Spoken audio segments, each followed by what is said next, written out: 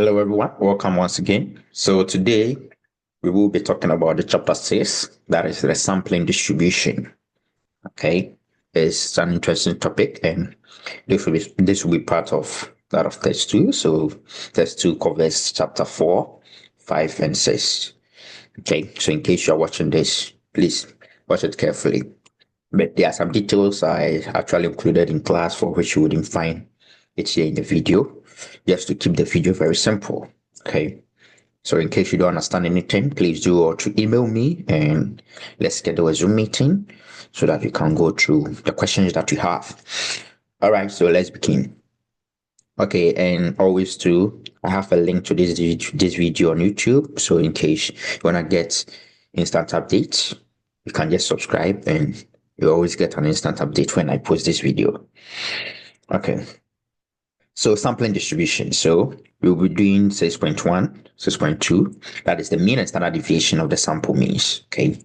So we know how to calculate the sample mean from our data set. Okay. And we also know how to do we'll get to know how to do sample proportion. Okay. That will be in section 6.3. Okay. So now, we want to get to know what a sample size is. Normally, we first dealt with a sample of 1, whereby you have a lot of data, but now we want to take a lot of samples. So if we take a lot of samples, we can always calculate their means. Okay, so here in this example, we have 3 samples.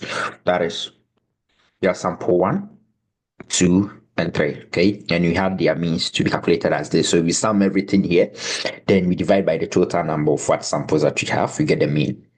So for each sample, we get their means. We realize that these values are varying from each other, and we can call a random variable, that is S bar, which takes these values that we've actually circled. Okay, if that happens, then we can actually calculate the standard deviation and the mean of these means from the samples that we have.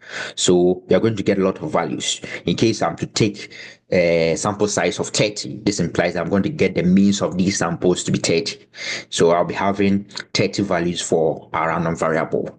Then when we get that, sometimes you want to know the likelihood that this value actually what occurs. Okay, so we've actually done an idea. We've treated an idea back then. So here we want to transfer our idea just to this as well. So we are saying that notice that S bar varies from sample to sample in a way that can be predicted with certainty. In other words, we are saying that S bar is a random variable.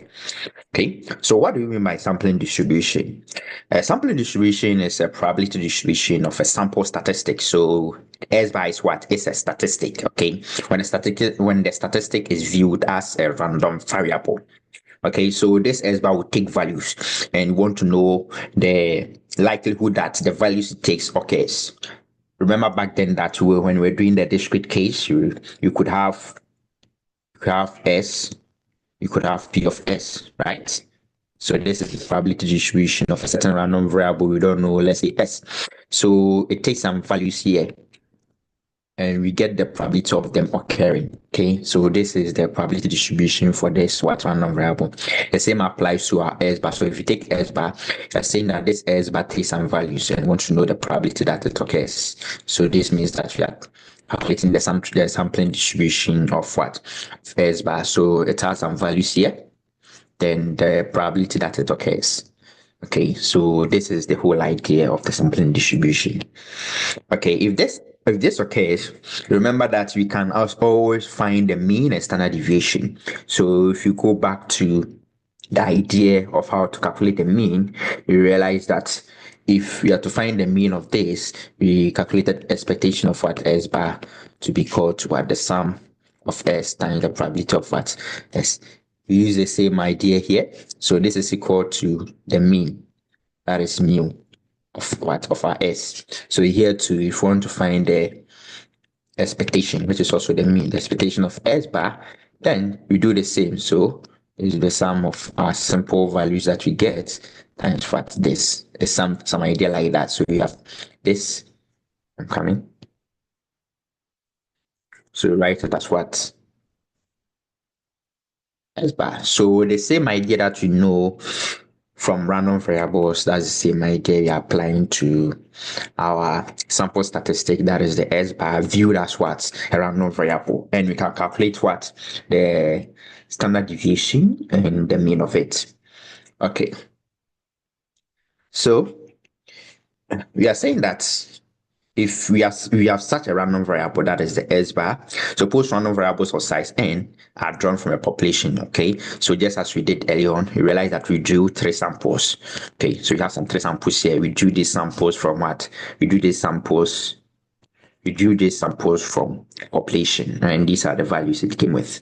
Okay, so suppose that we have random samples of size n. So the first one was 3 here. We don't know the sample, so let's represent it by n. I drawn from a population that are normally distributed. So we do these samples from a population that is always normally distributed. We know that when a population is normally distributed, it has a mean of mu and a standard deviation of what? Sigma.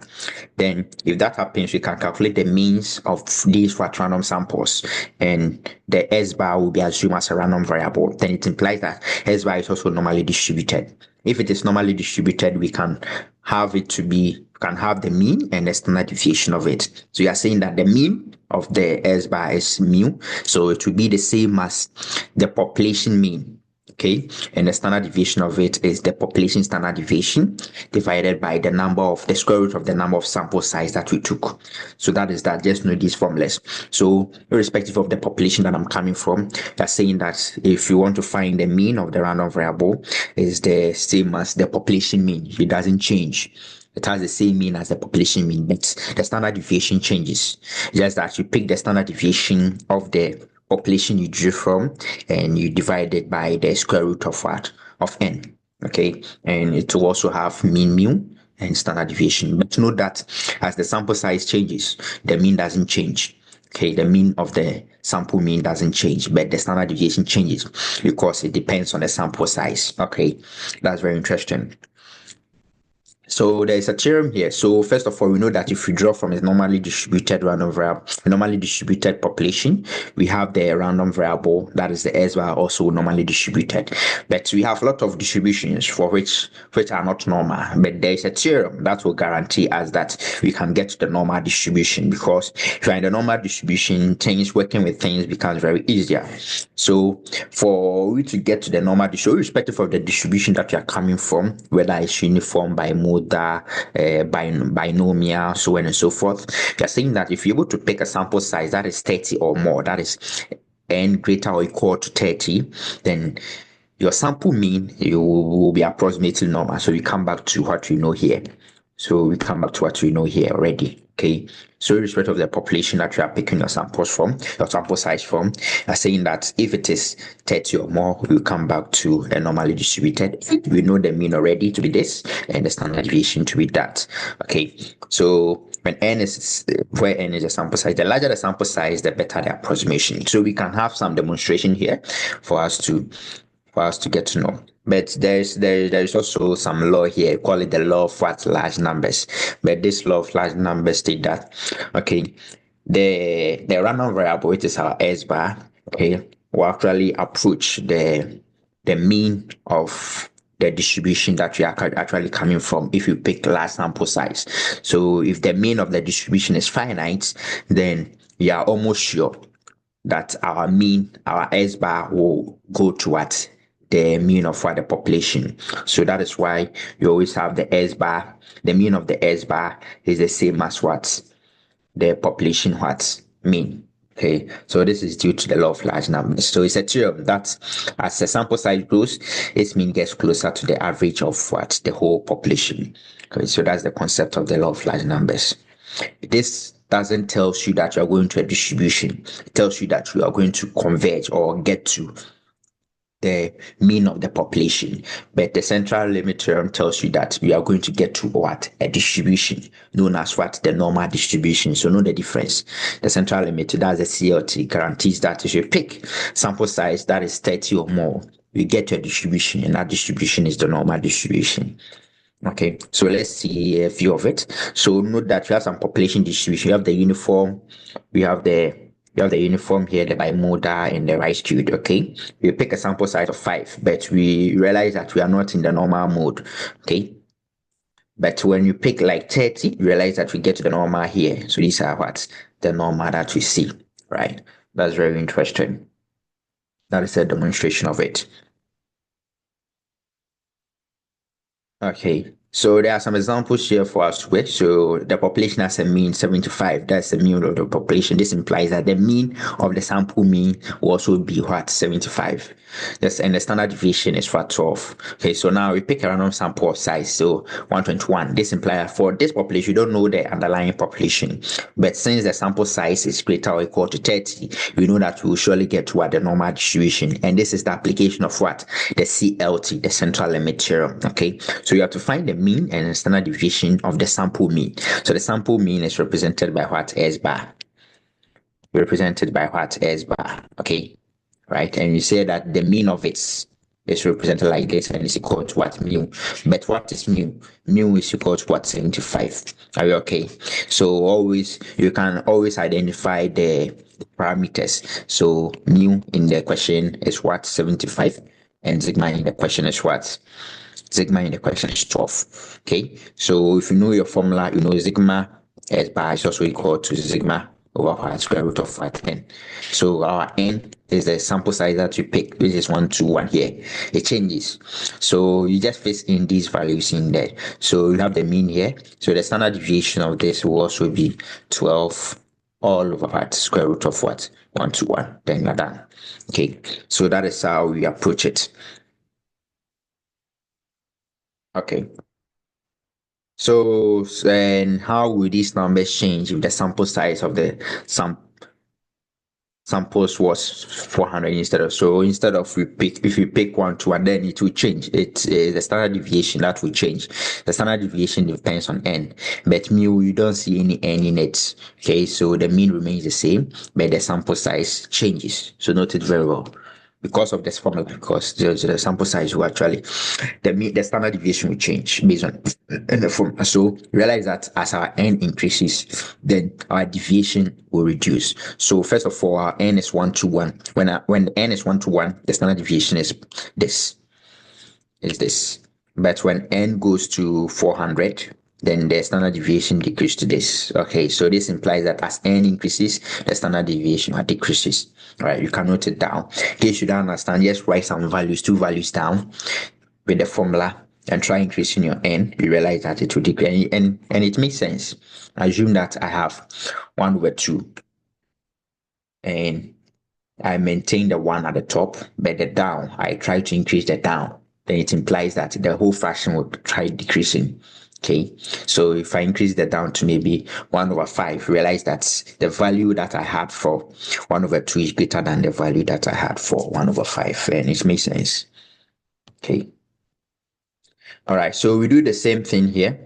So you read a question, you're going to have the mean. So always identify the mu and the sigma, and the random sample of 36, we pick 36. Okay, so you have to know, we don't know the distribution here. So by the CLT, we surely get to what are normally distributed. So what is the question asking? We want to find the mean, the standard deviation of our S bar. So that is, we want to find the mu of S bar and sigma of what? S bar. So by the formula, the mean is always the population mean, and you're good to go. Okay, so you do same, just apply the formula and you're good. So always be able to identify the things that you need to solve it, and you'll be fine. Okay, in case you have question 2, please do what to email me. Now you want to find the probability. That's the S bar. Okay, that's the S bar is between. So this what, so in mathematical notation, you want to find this. This is what we want to find. So always, if you're able to write this, so you want to find 235 800 is less or equal to our S bar is less or equal to 252 600. Okay, so this is what you want to find. So this is what you want to find. Okay, this is similar to finding probability that 2 is less than S less than 3 if you know this, if S is normally distributed, we use our calculator and use the normal CDF. So this is the lower bound, this is the lower, and this is the what? The upper. This is lower and this is what? Upper. Okay, so we put the values there. The next thing is to get the mean of our S and the standard deviation of it. Okay, so always if you have something like this is your lower and this is your upper. Then you have to find what is the mean of this and what is the standard deviation of that. That is the value you input. So we did the same thing here. So we have the lower to be this, you have the upper to be this, and the mean of it is that, and it's just the what is in the question. But the standard deviation, you pick the standard deviation in the question divided by what? The sample size, that way the square root of the sample size is very important, square root of it. Then you input, you're going to get your probability. That is it. But if the question says what is the probability of S bar greater than or equal to 2, 5, 2, 6, 0, 0, then we know that we are going the upwards way. So this will be my lower and the upper bound will be a large figure. So pick a very large figure because this is already a large figure. Okay, pick a number that is maybe 3 times this or 4 times that. Okay, to be your upper bound. To be your upper bound. Otherwise, that is why if you're able to standardize it, you know that if you standardize it, that the Z takes minimum and maximum of what? Minus 3 and 3. So, but if you don't want to standardize and want to use the real figures, then you can use this. Okay, that is that. So you can use our calculator, and this is how we do it. So you input your lower and you input your upper, and you input the mu, the sigma, and you click the enter, and you're going to get your answer. So this is the calculator way. In demonstration, I don't know if this will appear in. Let me check it here. All right, so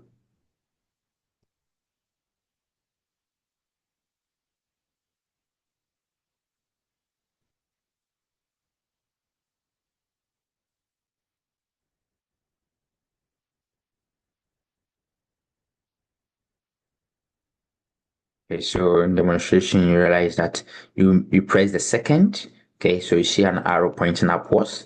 Then you press the verse. Okay, then you choose the second, the normal CDF. Okay, then click enter. So you have your lower, you have your upper. Put the sigma, put the sigma, put the mu, put the sigma, paste. If you do that, this is a different value. So if you do that, you click enter again, you're going to get your value. Know that these are different values inputted there. Okay, so if you go through this process, you are good to go. All right. Okay, so that is that. It's very simple. Just the same idea as you've learned before. Okay, so the issue is to be able to understand the question and be able to identify what you need. So we have the level of cholesterol in the blood of women age 20 to 55 in a particular count. So we have the population. This is normally distributed, so we don't care about what the sample size that you are picking. Okay, so if you read before, notes, we've discussed this before, and we are doing some examples of it. If it is the population that we are drawing the sample from is normally distributed, we don't care about the sample size. But if it is not normally distributed, then the sample size to be picked so that we can get to the normal distribution is what? 30 or more. And this is by what? The CLT. Okay. So you identify the parameters needed. So the question is, what is the probability that we are finding? Okay, the question is what is the probability that they mean? So we want to find the probability that S bar level in a random sample of 20. So we pick 20. Such women is between. Okay, so we want to find probability of S bar. So this is the mathematical representation. Okay, so we input that in our calculator and you get the values. Note that is the mean of S bar that you're finding and the standard deviation of it that is needed in the question. Please, if you don't understand anything, do what to email me if you're watching this video. Okay, so the weights in pounds. Okay, so this is also a normally distributed population. So it has a mean of 9.43, standard deviation of 4.1. Okay, so what is the mean? So this is not asking about what? Probability. It says what is the mean and standard deviation of the sample distribution of what? Of the mean. That is the S bar. of a sample size of 12. So we pick 12 of it. So the mean is always to the population that we picked, but the standard deviation changes because it's the population standard deviation of the population divided by the sample size that we actually picked, which is what here is 12. Then you do your calculation, you get your value. So the B is asking what is the probability. Okay, so we want to have probably the random selected 12 households. So the size half mean between what 10 points. So you have to find the probability of what 10.1 less or equal to S bar less or equal to 12.4. So you have your upper bound, so you can write it mathematically. Always, in case you get confused, you can write this to be probability of what 10.1 less or equal to S bar less or equal to 12.2. Okay, so this will be your lower and this will be your upper. Then you focus on this, what is the mean and what is the standard, because you need that to conclude to get your probability. Okay, then you use the formula to get it and you are good to go. That is the whole concept of what you are doing. Okay, so we have some here. Okay, so you check this population is the random sample of 49. So we are not in the normal distribution, but based on the sample size and the application of CLT, we get to what the normal distribution. Okay, so we want to find the probability. So this is talking about the probability of the sample, that the sample mean, okay, height is more than 70.5. Okay, so we want to find the probability that S bar is greater than 70.5. This is what we want to find. Sorry. This one you want to find. So this is the mathematical notation. Okay, for you to be able to write it in this format, you should be able to do it. So this should be your lower. What your upper should be a large figure. Pick a large figure so that you always. Okay, so we pick our large figure to this. And the mean, what is the mean? The mean is always the population mean, but the standard deviation is the population standard deviation divided by the square root of it, square root of the sample size. Then we get, all right. So we have more examples here that we can actually figure it out. So if you read a question, you can identify what you want. Okay. So we want to find the probability that the mean amount of time on. Okay. So we want to find the probability of the mean amount in a sample. So you pick a sample of 1,200 cores will be, okay. So that's our sample size, 1,200, which is a large figure. Okay. It will be between this and that. So you have the lower bound. You have the lower bound here, you have the upper bound here, okay? And this is our size, our n, okay? You're good to go. Now fix in these values. So your lower, your upper. And what is the mean? The mean is in the question already. And the standard deviation is that you pick the standard deviation in the question, divide by the total number, the sample size that you picked, and you're good to go. I think this is very easy to go. So one, rules to note: if the population is normal, then the S bar is always normal. But if it is not, then second, if it is not, so this holds. But if it is not, we need a sample size of what? And better or sample size of 30 or more, so that by the CLT we can get to a normal distribution. Right? That's the whole concept.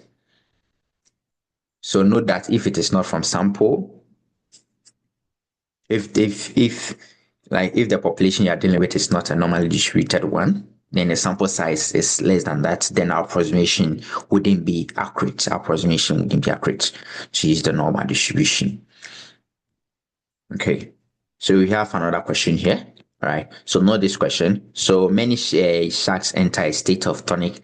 Okay, suppose that in a particular species of shark, the time a shark remains in a state of tonic when inverted is normally distributed. So we are in a normally, so it's this shark. Okay, so we can define the time of the shark to be S.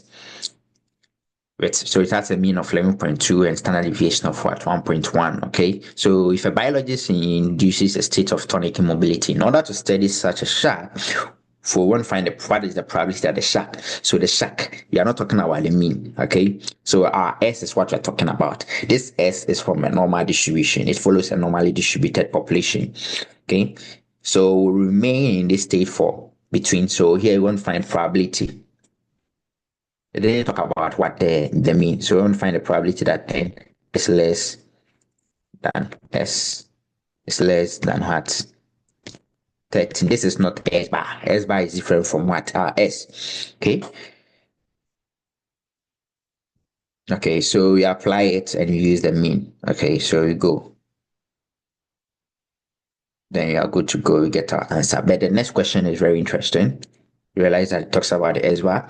So we used to estimate the mean time that the sharks, okay, by using, okay, so we pick a sample size of 30 sharks and so we pick sample size of 13 with the probability that the mean, you have to find the probability that the mean time in the sample is between 10 and so now we want to find the probability of the mean time. Okay, so we want to find the probability. So now I want to find the probability of what? Sorry.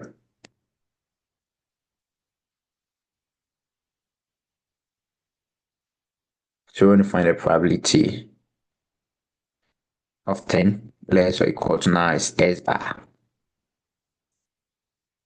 13. This is what we want to find. So check the mean of this and check the standard deviation of that and use the lower and upper.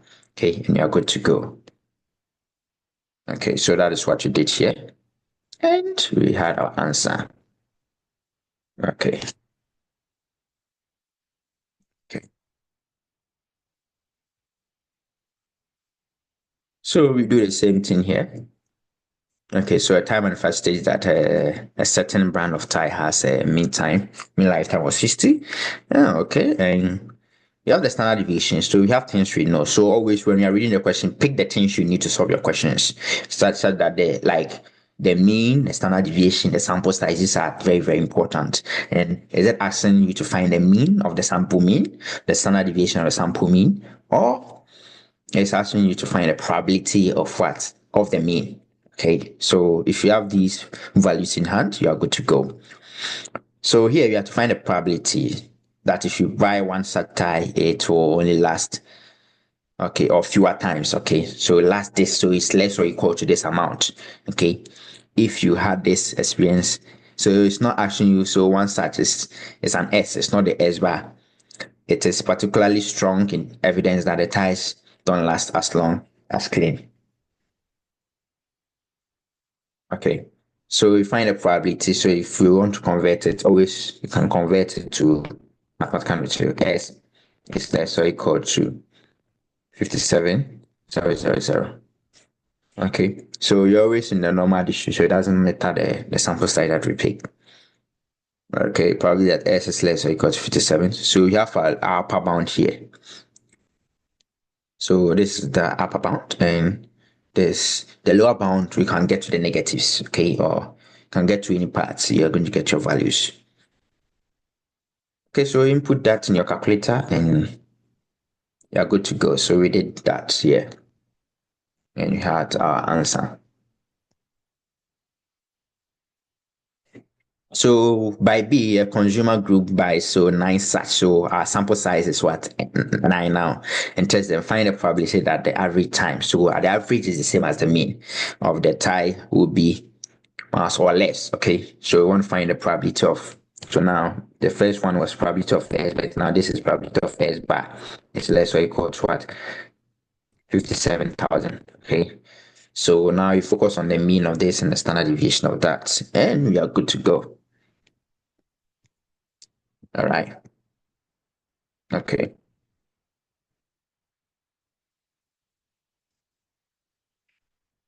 I think that is that. All right. Okay, so this is for 6.1 and 6.3. If you are viewing this, please do well to email me in case you have such questions. You have questions. All right. Thank you. So note these very well. This and this. All right. Note them very well. All right. See you again. Bye.